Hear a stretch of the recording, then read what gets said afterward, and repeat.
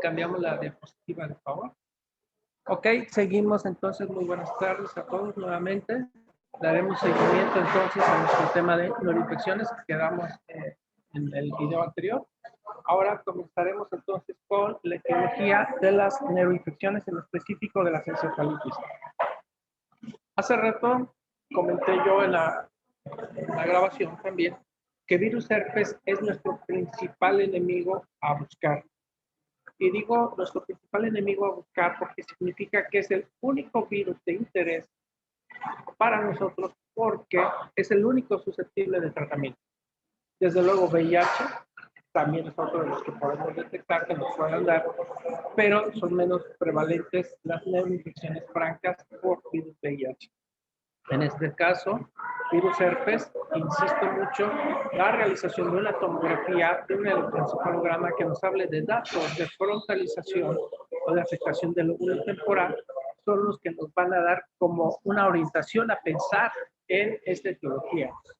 Desde luego recordar que a veces podemos encontrar, no siempre, antecedentes de una infección de vías respiratorias o bien algún juego labial, y la teoría de que llega a través de nervio trigémino o que pueda tener ese tropismo principalmente hacia este área del tejido cerebral es lo que nos hará sospechar en virus herpes.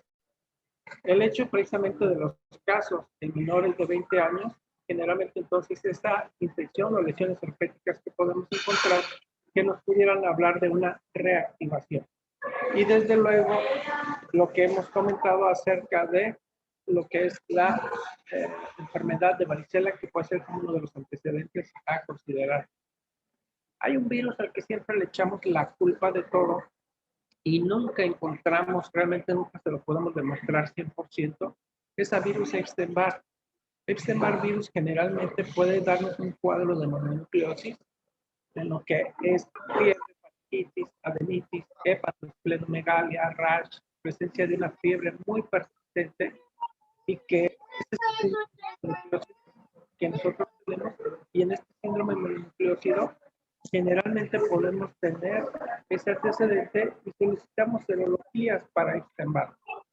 Sin embargo, Epstein-Barr, recuerden que no basta que yo solicite lo que es unos anticuerpos heterófilos, que generalmente son una de las pruebas que puedo hacer en mayores de 5 años, los anticuerpos heterófilos, o bien que pueda tener la oportunidad de hacer una verdadera serología, donde voy en búsqueda de los anticuerpos contra el antígeno de la cápside, el BCA, virus, el antígeno del virus de cápside, IgM. Esto tengo que solicitarlo y solicitar también un antígeno temprano y un antígeno nuclear, el EA y el EBNA. Entonces, estos a veces no es tan fácil pedirlo, tiene un costo aproximado en medio privado cerca de los 3.500 pesos, prácticamente a veces no está disponible en todos lados. Y uno de los bemoles es que aunque tú lo diagnostiques, no tienes una manera de dar un tratamiento y a fin de cuentas es solamente algo epidemiológico que te va a ayudar a que tú sepas que fue la etiología, pero no vas a cambiar en nada el pronóstico porque al final de cuentas es solamente un diagnóstico epidemiológico. Pasamos a la que sigue, de favor. Existen otros virus como el herpes virus tipo 6, que es generalmente en los pacientes inmunocomprometidos y generalmente en pacientes post-trasplantados que nos puede dar esta entidad. Obviamente recordemos que todos los virus herpes que los podemos clasificar en alfa, beta y gamma, o en tipo 1, 2, 3, 4, 5, 6, 7 y 8, generalmente esto va de acuerdo a características, vamos a decir, estructurales, para clasificarlos del 1 al 8, y podemos tener de acuerdo a el grupo en cuanto a su tamaño. Estas son situaciones que realmente para nosotros saber solamente que el tipo 6 es el que generalmente podemos encontrar en los trasplantados. Los enterovirus, desde luego, que hablé yo, que son los más prevalentes en la etapa pediátrica, se ha reportado virus influenza ocasionando también una encefalitis, Y hemos tenido también lo que son los adenovirus respiratorios, principalmente el 1, 3, 5, 6 y 7. Son los más frecuentes estos, aunque se han reportado también el 11, 12 y 32, pero los frecuentes es el 1, 3, 5, 6 o 7. El virus de hepatitis B también pudiera ser uno de los que se ha reportado como causante de encefalitis. Ahora que hemos tenido reaparición de este padecimiento infeccioso, contagioso en México, por supuesto que también puede estar presente. Los arbovirus, que cuando ustedes escuchen hablar, los arbovirus generalmente vamos a decir que son todas aquellas infecciones virales que son ocasionadas, o que son ocasionadas, vamos a decirlo, a través de un vector. Es decir, dengue, por ejemplo, es un arbovirus. ¿Por qué? Porque es transmitido por un vector. ¿Por cuál? Por el mosquito. ¿Sí? Y esto pues, nos pueden dar también, recordemos, una etiología bacteriana, fúngica, y podemos tener algunas bacterias atípicas, como pueden ser también los micoplasmas o parásitos. También Plasmodium nos puede dar una infección de este tipo, y las amibas de vida libre como la Hilera fowleri. ¿Sí? Pasamos a la que sigue. Entonces, dentro de las manifestaciones clínicas que tenemos, va a ser lo siguiente. Podemos tener cambios en el comportamiento que puede estar fluctuante, que es lo que yo les decía, perder esa inhibición que podemos llegar a tener.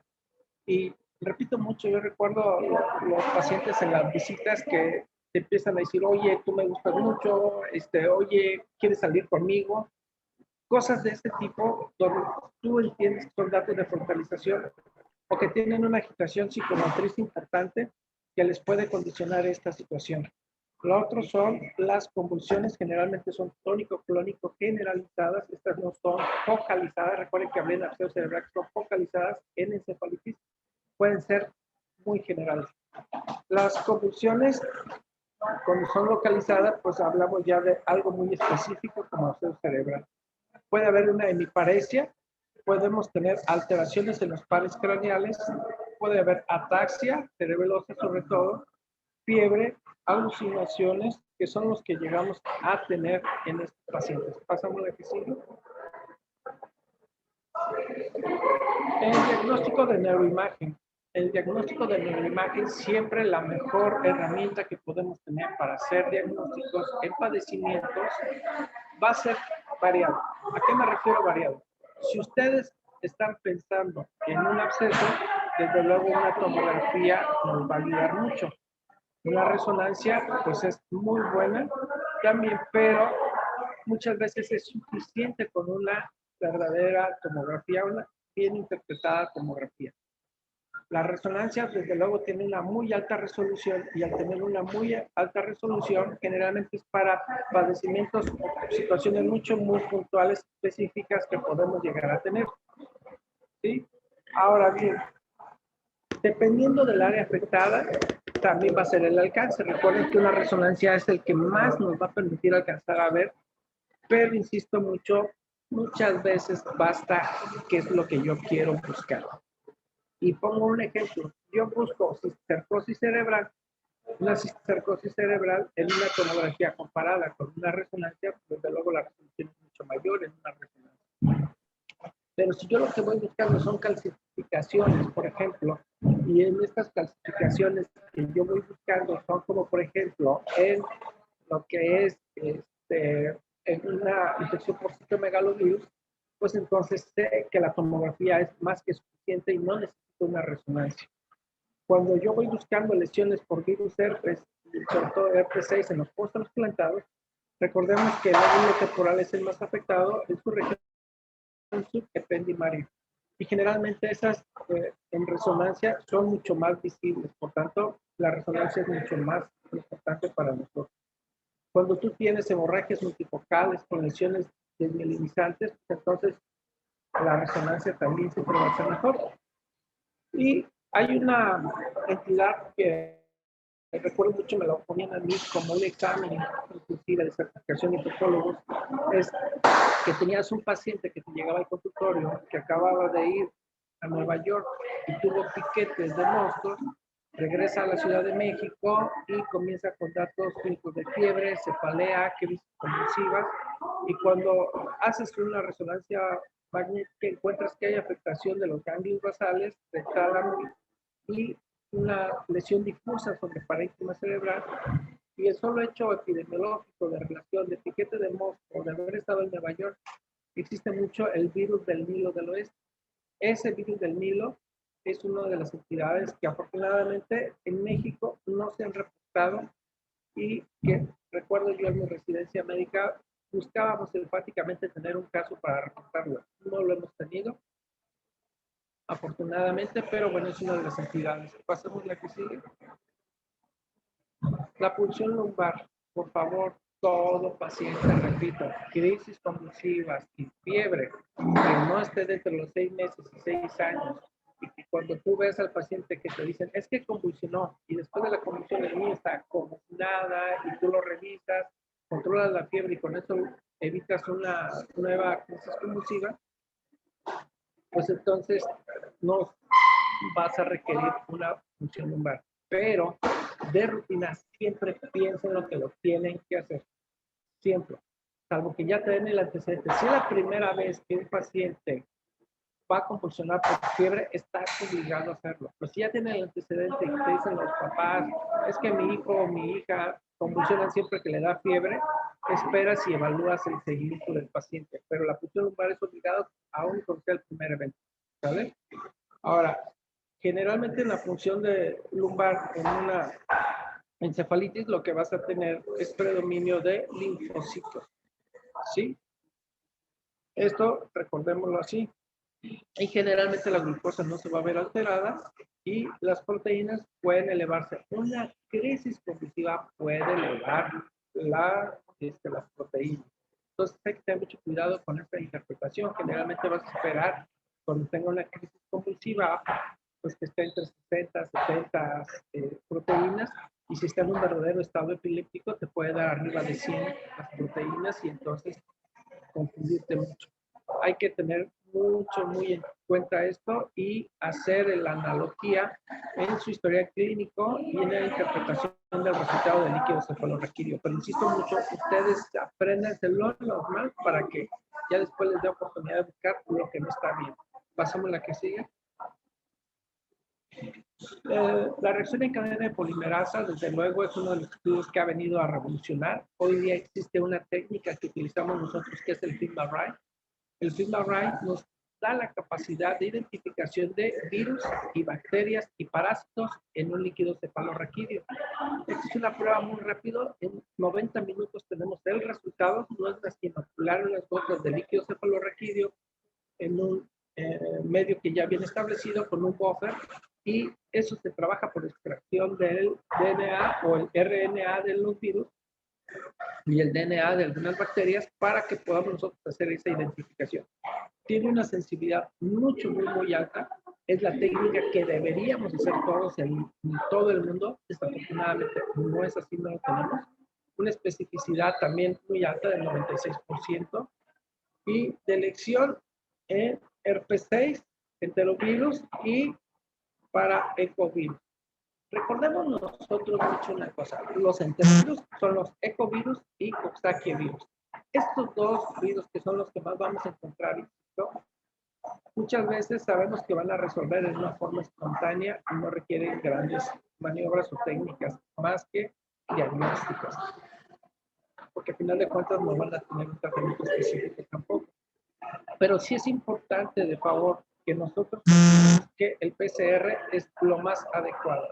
Si bien es cierto, esta técnica no está disponible en todos, pues obviamente a un líquido cefalorraquídeo, ¿qué es lo que me va a importar hacer?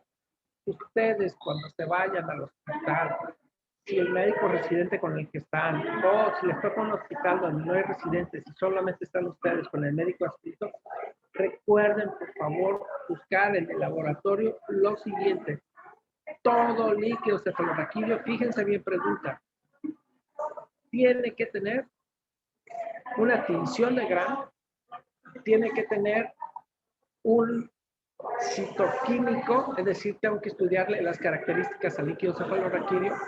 Debo de intentar, si está disponible, hacer una coaglutinación y debo de realizar lo que es cultivo. 4 cosas que ustedes en automático, cuando alguien les diga lleva este líquido cefalorraquídeo al laboratorio, y si el médico, el residente no lo quiere, por favor, ustedes marquen diferencia. Tinción de Gram, citoquímico, cultivo y coaglutinación, cuando esté disponible, hace que cambie el pronóstico de un paciente, porque les va a permitir detectar si se trata de una bacteria, de un virus, les va a permitir detectar que está alterado. Y eso no es de que lo llevo al laboratorio y paso 2 o 3 días después a ver qué salió. La tinción de Gram no te lleva más de 3 minutos. Entonces es insistir, máximo en 1 hora yo debo saber si tengo formas bacterianas. Si tengo una combinación, voy a saber si es un agente capturado como neumococo, como si tengo una E. coli, si tengo una Haemophilus influenza. Entonces, esto me va a orientar en mi tratamiento. Por favor, no lo olviden. Lo voy a preguntar seguramente en algún examen, por favor. Ojo. Pasamos a la que sigue. En cuanto al tratamiento para virus, insisto, solamente para los herpes, el ciclovir, 1500 miligramos por metro cuadrado cada 6 horas. Es neuroinfección, no es varicela, no estamos hablando de alguna otra infección viral. Estamos hablando de infecciones del sistema nervioso central que requieren altas dosis de medicamento y con una mayor frecuencia, es decir, el intervalo se reduce a cada 6, aquí no es cada 8. Puedo llegar a tener complicaciones como déficit intelectual. Generalmente lo que he visto yo con las encefalitis es que llegamos a tener con los pacientes, llegamos a encontrar déficit de atención. Son niños que pierden la dimensión muchas veces y que en un futuro, después de haber tenido una encefalitis, llegan a tener fracturas porque a veces son como muy hiperactivos. Entonces, eso sí lo he visto. Generalmente resuelven la mayoría, cerca del 95% resuelven, casi 100%, solamente les queda como un tercio de ellos con déficit de atención y hay quienes sí quedan con secuelas. Me ha tocado ver encefalitis que quedan con una ataxia cerebelosa de forma importante, inclusive 3 años después de su seguimiento. Pasamos a la que sigue. Meningitis. La que sigue, por favor. Me voy a ir un poco más rápido. Recordemos entonces que aquí ocurre precisamente por una colonización principalmente de las mucosas, que esto puede irse hacia al sistema circulatorio y desarrollar una verdadera bacteremia. Y al desarrollar una bacteremia, entonces puede alojarse en las meninges y desarrollarme entonces una complicación con inflamación de las meninges. Y si tengo infiltración meningia por esta inflamación, pues entonces tengo los datos de rigidez de nuca, Kernicterus insisti, principalmente y Babinski. Estos son los datos de irritación meningia, no los olviden. Pasamos a la que sigue. La etiología principalmente es neumococo y meningococo, lo va a hacer también casi a la par en Estados Unidos. En México no tenemos afortunadamente tanto infección por meningococo, sin embargo empezamos a ver cada día más. Escherichia coli, sobre todo en los recién nacidos, llegamos a tenerlo. Algunos casos muy aislados de Haemophilus influenza, sobre todo en pacientes que tienen déficit del complemento o alteración del sistema inmunológico, pero sobre todo el complemento. Y en los extremos de la vida, reitero, Listeria monocytogenes. Pasamos a la que sigue.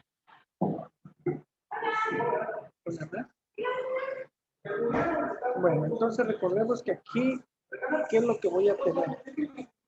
Va a ocasionarme primero una reacción inflamatoria localizada cuando llega al sistema nervioso central. Va a haber una inflamación de los vasos sanguíneos cuando está circulando, cuando está teniendo esa bacteremia. Y esto pues me va a hacer que yo tenga una inflamación, una alteración en la circulación, que por tanto me puede dar datos de isquemia.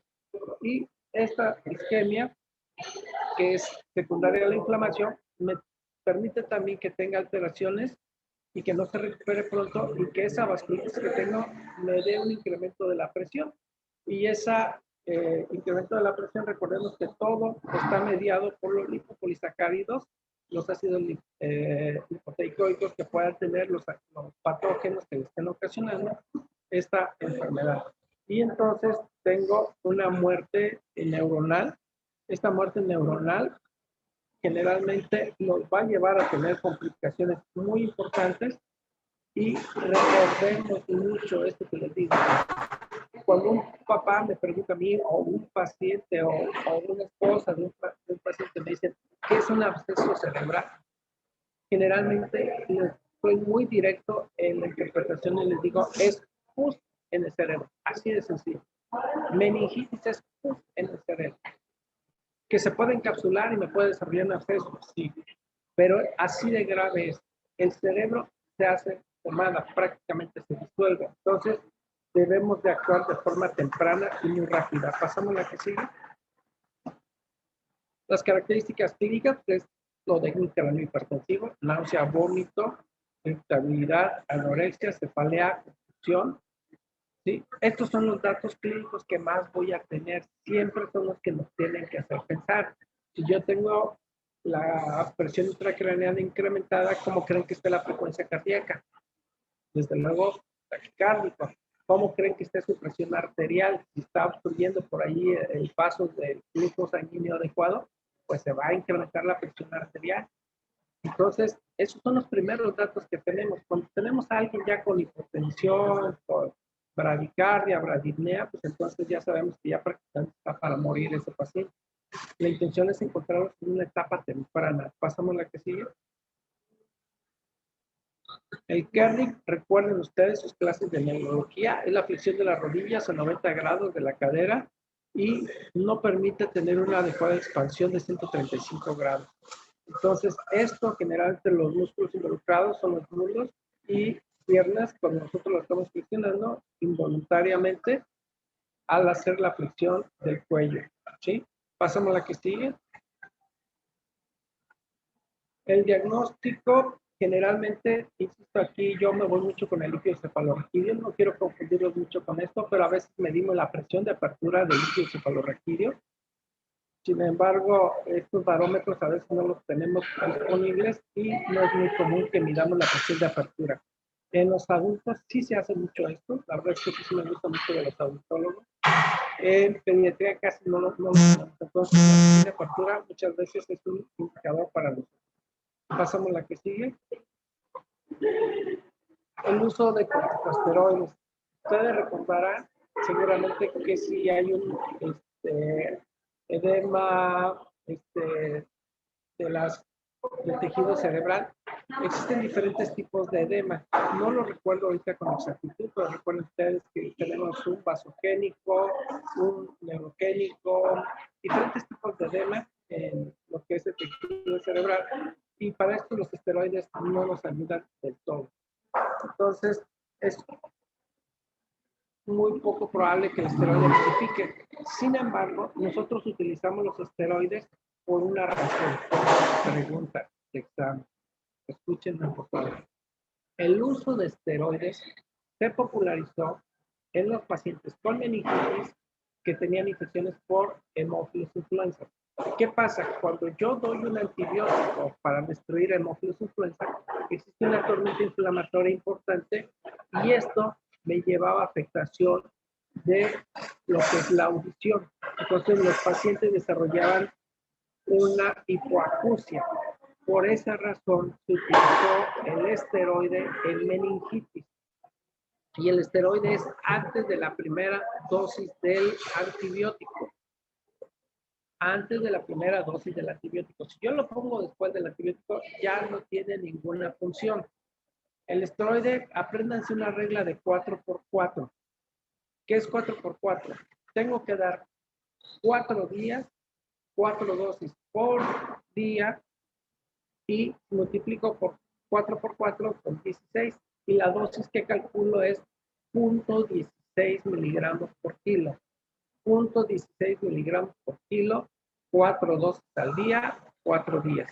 Eso es como se utiliza el esteroide antes del antibiótico para evitar hipoacusia en los pacientes. ¿De acuerdo? Y bueno, de los antibióticos, cuando yo pienso en neumococo como primera opción, mi tratamiento es una cefalosporina de tercera generación, ceftriaxona o ceftriaxona, y adiciono vancomicina. Ojo, pregunta que les hago en el examen no nacional, en el examen de titulación de muchos pediatras. Les pregunto, ¿por qué le pones vancomicina a una infección? Y siempre me dicen, es por estafilococo aureus. Es un error. La estamos poniendo la vancomicina porque neumococo no tiene resistencia a vancomicina.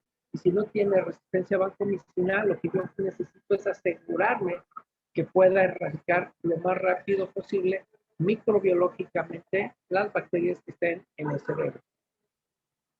Y bueno, las dosis y eso no los voy a hablar. Generalmente deben de estarlas cuidando ustedes en sus guías. Las medidas generales es obviamente el seguimiento. Recordemos que tengo complicaciones inmediatas, mediatas y tardías. Inmediatas, estado epiléptico, mediatas como pudiera ser una situación inapropiada de hormona antidiurética, una diabetes insípida, tardías como una absceso cerebral, efectos conmotivas que llegan a la edad. ¿Vale? Pasamos la que sigue, por favor. Entonces, las complicaciones, pues ya dijimos, obviamente una hipertensión intracraneal que puede requerir la intubación del paciente, puede hacer una hidrocefalia ex vacuo, donde se inflama, se infecta, eso puede degradarse y cuando se destruye un tejido se disuelve y se hace agua, entonces hace una verdadera hidrocefalia, o puedo tener eso que denomino hidrocefalia ex vacuo. Entonces yo hablaba de secreción inapropiada de hormona antidiurética, afectación de pares craneales, hemiparesia, ataxia, alteraciones de comportamiento, sordera, cuando tengo precisamente que no utilicé esteroides. Pasamos aquí. El absceso cerebral, aquí generalmente pues es solamente reiterarles que tenemos mucho lo que es un sitio contiguo, es decir, una infección alrededor del tejido cerebral, principalmente sinusitis y lo que es una otitis media. Si yo tengo una otitis media, ¿dónde es lo lógico que se haga un absceso cerebral? Lóbulo temporal. Si tengo una sinusitis, ¿dónde creen que va a estar? Lóbulo frontal. Si yo tengo un traumatismo craneoencefálico que a alguien le encajaron, no sé, una navaja o tuvo un accidente automovilístico y se encajó algún fierro sobre su parénquima cerebral, pues imaginen entonces el sitio donde va a estar el absceso cerebral. Pasamos la que sigue. Existen diferentes etapas del absceso cerebral, lo que llamamos cerebritis temprana, que dura de 1 a 3 días, una cerebritis tardía, que va entre los 4 y los 9 días, y después tengo la formación de una cápsula temprana entre los 10 y los 13 días, y una cápsula tardía en más de 14 días. Seguramente recordarán sus clases de neurología, porque allí seguro que lo vieron. Entonces, no olviden cerebritis temprana para los exámenes, es de 1 a 3 días, la tardía entre los 4 y los 9, y la cápsula temprana de 10 a 13 días. Y a posterior a esto, la cápsula tardía. Pasamos a la. Aquí está que voy a encontrar en una cerebritis temprana. Generalmente voy a tener un infiltrado inflamatorio con polimorfos nucleares. Voy a tener un edema rodeando la lesión. Esta no se observa en la tomografía. Recuerdan que yo dije que hay etapas en las que la tomografía es buena, pero necesitamos una verdadera resonancia para poder encontrar en etapas tempranas. Una cerebritis tardía. El centro de lesión va a estar necrótico con macrófagos y fibroblastos en la periferia. La capsular temprana, aquí ya la podemos empezar a ver en la tomografía y sabemos que es un absceso precoz, formación de la cápsula de colágeno por fibroblastos, y ya se empieza a ver el reforzamiento que hablamos, y un absceso maduro, pues ya cuando está verdaderamente bien desarrollada, una reacción glótica en margen extremo de la cápsula de un absceso. Pasamos a la que sigue. Las complicaciones inmediatas, pues es obviamente la muerte, ¿sí?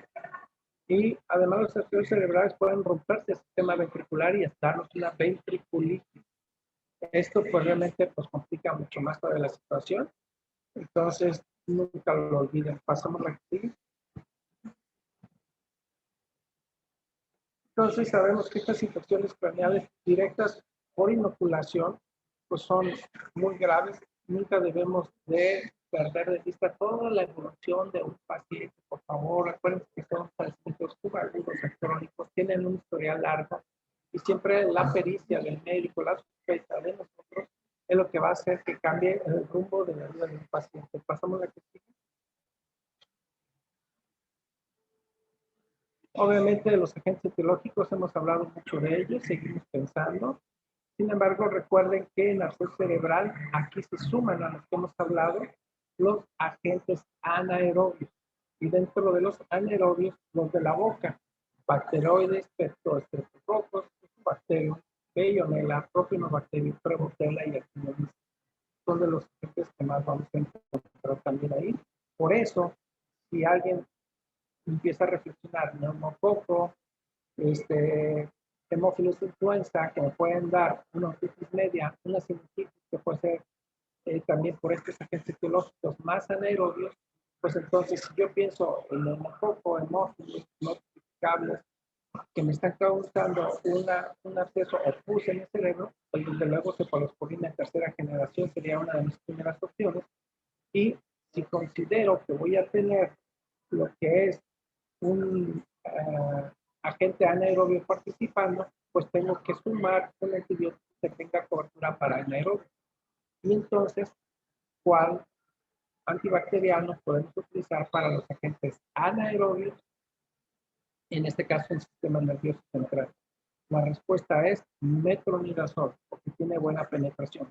Clindamicina no penetra bien el sistema nervioso central. Es un error querer utilizar clindamicina para agentes anaerobios en el sistema nervioso central. Entonces, muchas veces para una salud cerebral, la primera opción es cefotaxima más metronidazol o ceftriaxona más metronidazol. Pasamos a la que sigue.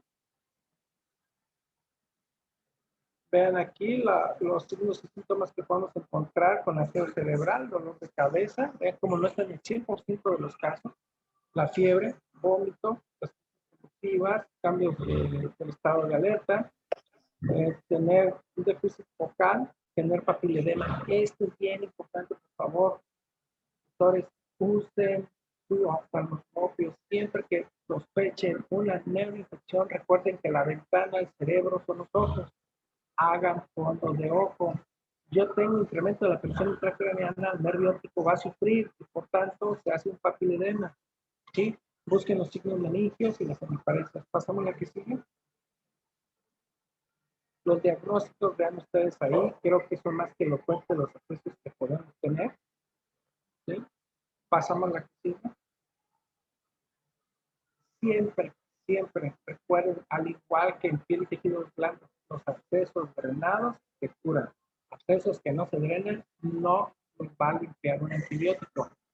Entonces, siempre el apoyo del neurocirujano para el drenaje de un absceso es mucho, muy importante y le cambia el pronóstico de vida a un paciente. Pasamos a la que.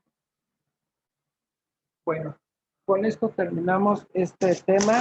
Quisiera saber si hubiera 2 o 3 preguntas de parte de ustedes, quisieran hacerlas.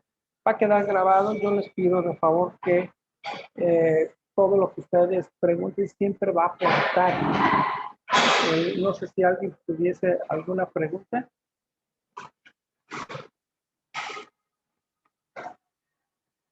Yo sí quisiera escucharlos porque creo que esto de verdad, insisto, voy a hacer la pregunta directa nuevamente. Alguien de ustedes, doctores, contésteme. ¿Llevan un líquido cefalorraquídeo? ¿Qué van a pedir?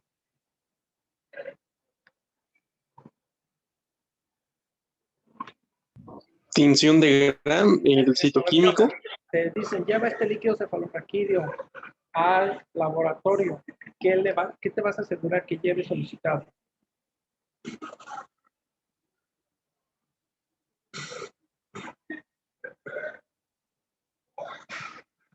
¿Me alcanzan a escuchar?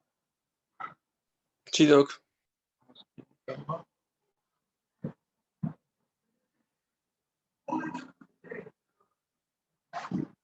Johan, ¿me alcanzas a escuchar ahí? Creo que no. A ver. ¿Me alcanza a escuchar Pedro Gaspar Rogel?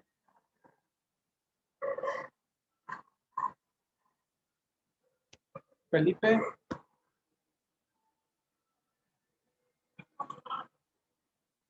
Eliud. Sí, doctor. Se pide tinción Gram, prueba citoquímica, cultivo y coaglutinación. Pero bueno, en caso de que no, ¿Sí me escucho? hemos terminado aquí el tema. Espero de verdad que les siembre a ustedes ahorita con esto mucho la espinita de poder realizar esto. No alcanzo a escuchar, yo no sé, a ver qué es lo que pasaría aquí con el sonido. A ver ahí. No alcanzo a escuchar, pero sí me gustaría. Doctor, A ver. ¿sí se escucha?